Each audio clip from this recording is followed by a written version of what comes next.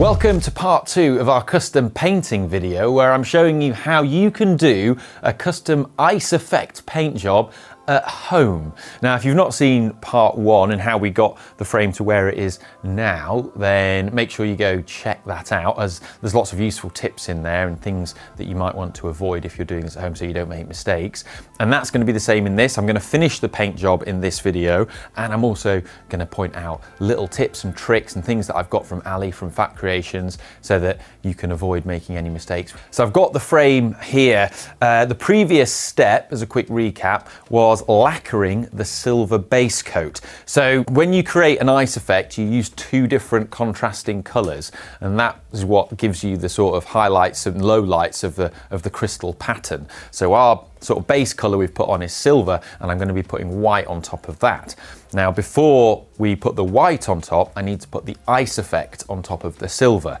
But in order to put the ice effect on top of the silver, you have to put on a layer of lacquer, which I've done. And then before you put the ice effect on the lacquer, you have to rough it up with some 600 wet and dry, which is what I'm in the process of doing now. If you look closely on the down tube here, you can see the bit that I've roughed up with 600 wet and dry, and then you can see the bit that's just normal lacquered. That bit's not been done, so you can see the contrast between what you're trying to achieve on the 2 areas.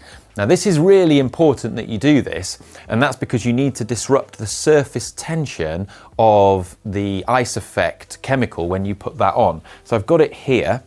This is actually 1-methoxy 2-propanol in ethyl acetate, which is acting as a solvent. Now, if you were to just put this on a lacquered frame that hasn't been roughed up with the wet and dry, it tends to bead quite nicely, like when you see water on a nicely polished car. And that beading doesn't give you the correct ice effect pattern that you want when it dries.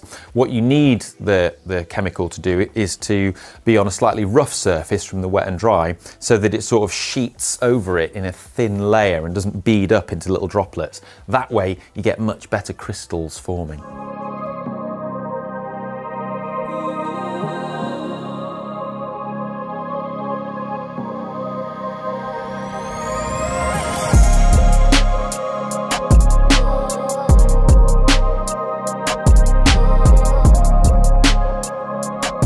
So I've buffed up the surface with the wet and dry. We're almost ready to put the ice effect on, but some top tips from Ali. So firstly, clean the sort of dust off the frame. You might want to use a bit of panel wipe on the lacquer to do that.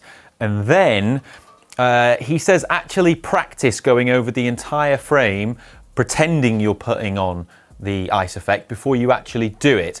He says it's important to do this because you need to work out sort of where your hands are going to go and how you're going to do it, because you have to apply it quickly and in one go. You can't just sort of do a bit and then do another bit, and you don't want to sort of be touching the frame where you've put it on or accidentally missing sections.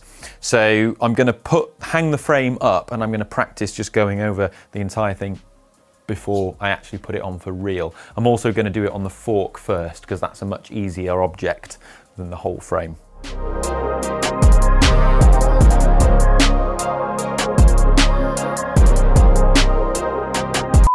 Right, I wasn't happy with the ice effect and the way that turned out and the end result. So we've gone back. I've got some more ice effect because I ran out, and that was partly the problem. And I've taken off the top layer of white paint and the ice effect, taken it back with 600 wet and dry. We're back now to the lacquered silver base coat surface. I've got the fork here so that I can show you.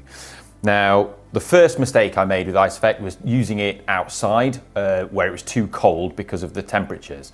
So you need to have it around sort of 20 to 25 degrees in order for it to work properly. Otherwise, the ice effect chemical just crashes out as crystals in solution, and well, it just doesn't work. The other thing that I did was not put on enough of it.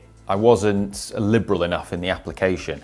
And so I found the best way to do that now is to get yourself a bowl, get a nice microfiber cloth, put that in the bowl, and then basically pour ice effect onto it so that this becomes completely saturated, completely sodden with the stuff, so that then you just wipe it on and it leaves behind a nice layer of the ice effect. So that's what we're going to do now. Also, this isn't too nice if you get it on your skin, it causes irritation, so put some gloves on.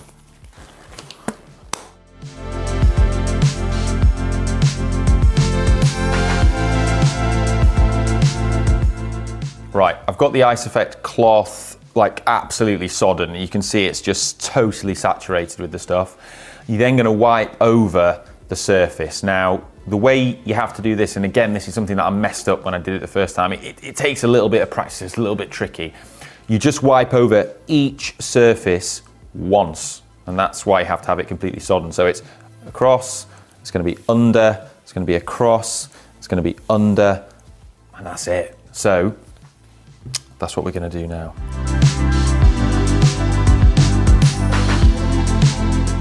And that's it, it's on. You can see the liquid's on there. So I've just got to leave that for a few minutes and it will dry, and as the solvent evaporates, the crystals will form on the surface. Fingers crossed.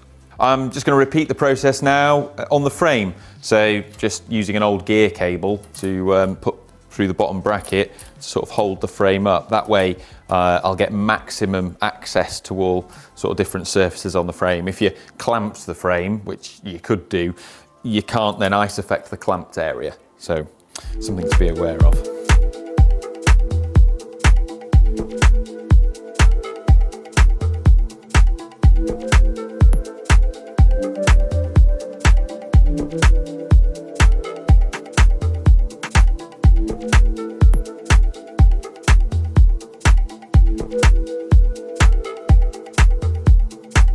So the ice effect is just dry now. The crystals are growing, it's taking a while. So what the next step is, when the crystals have fully formed on the surface of the frame and fork, you then spray the second colour over the top. Now, I first tried doing this with the white. It can look really good. Like, I've seen bikes that have done this professionally and they look amazing, but I didn't feel that the contrast was that high, and also it made it quite difficult not having a high contrast because I couldn't see how much sort of white was on there over the silver, because they're quite similar.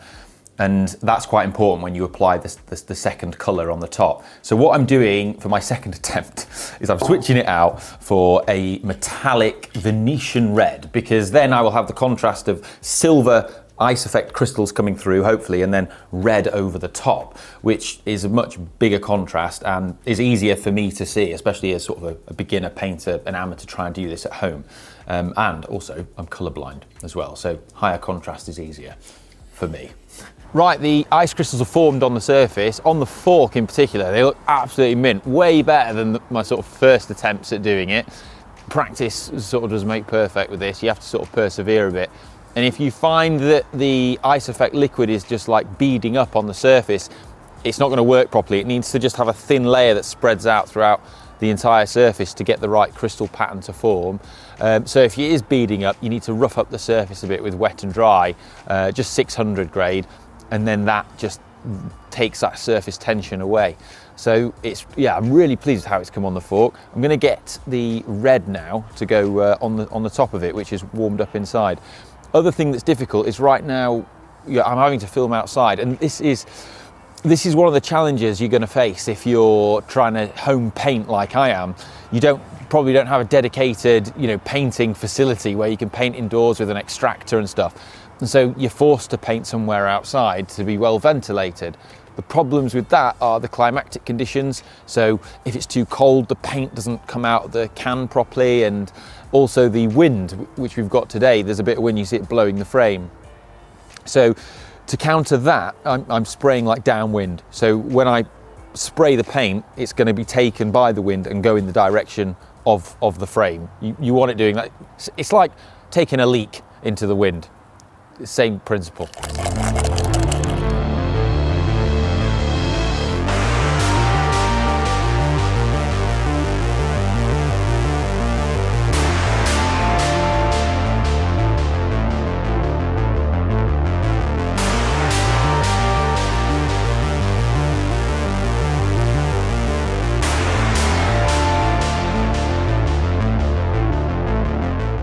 This is looking so much better, and also the contrast of the red makes it easier for beginners like me, like I thought it would, because I can actually see that it's going on because it's such a contrast with the silver.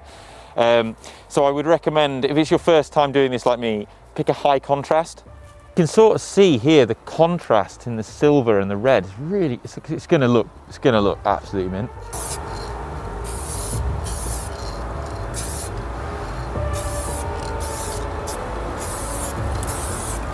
Right, that's the Venetian red on. I'm really happy with how that's looking. It's like such a strong contrast between this and the silver, which I think will just make it much more striking. The ice effect will pop a lot more. So yeah, we're good. I'm just got to let that dry for about 30 minutes, and then I'm going to try and just reveal the ice effect underneath.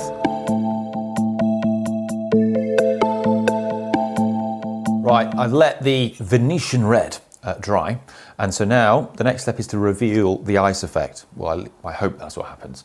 And so to do that, you just get a scouring pad like this with a bit of water, and then just rub away at the surface, and it should take off the crystals, revealing the silver underneath. Oh, it's working! It's actually working.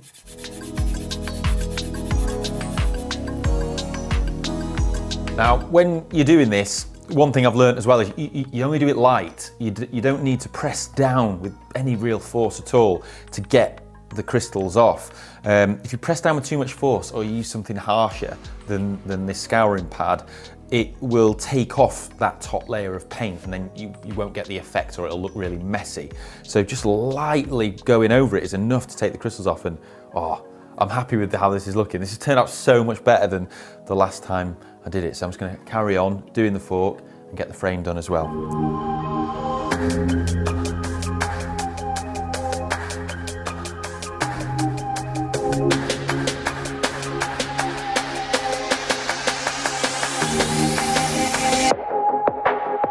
So what we're going to do now is go over outside and apply a coat of lacquer to this. It'll be a few coats of lacquer so that we can then polish it.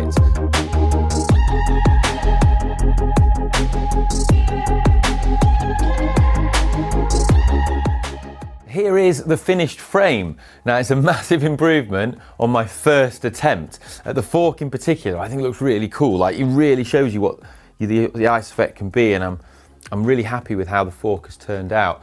The rest of the frame, it looks a lot better than it did before, but it's not as good as the fork. I think the fork shows what can be achieved. I think if I had more time available and could do it again, I'm confident I could make the frame look better than it does. But this does highlight a few things. I mean, it shows you that first, well, it is possible to achieve like an ice effect paint job at home, even if you're not a pro, but it also does show that this is tricky, and there is an knack to it, and there's a lot of skill involved, and there's a reason why people like Ollie at Fat Creations are pros. They really are masters of their craft. And paint jobs like this, I mean, he says it's difficult. So if he thinks it's difficult, then yeah, it's going to be difficult for mere mortals to do it, but it can be achieved. It does take time though, and while it can be quite a sort of fun project to get involved with, probably spent at least sort of 40 hours running around getting bits and actually doing all the painting and stuff as well. So yeah, it really does take a lot of time, and there's some big learnings from this as well. Like, if you're going to be trying to do something like this at home, it's so much easier if you've got like a spray booth or a dedicated place to spray, because spraying outside creates a load of challenges. It's not like optimal with wind, with temperature and stuff like that. And then having an actual dedicated spraying area is something that's really, really useful. The other thing is a stand which can hold the bike and then turn it and orientate it. So I constantly struggled with this throughout the entire process because I don't have that kind of stand. And if you look at pro painters, when they use a stand to paint from, they have a special sort of movable arm that has a jig in it that is sort of a nylon sleeve that then can insert into either the bottom bracket or the head tube, and then they can just maneuver it around and get it into whatever orientation they want, so that they can constantly spray it and from any angle, which is so important and really useful. So that's something else that, well, if you could use one of those or fashion one, then that's going to help a lot. So there you have it. I'm pleased with how it's turned out, and it's not perfect, but you know, it'll still be a cool bike when I've built it up as a single speed and I can cruise around town on it. It's difficult to do, but it can be done at home and you can get some cool results. So if you fancy trying it, go for it. And well, I'll see you in the next one. Love you, bye.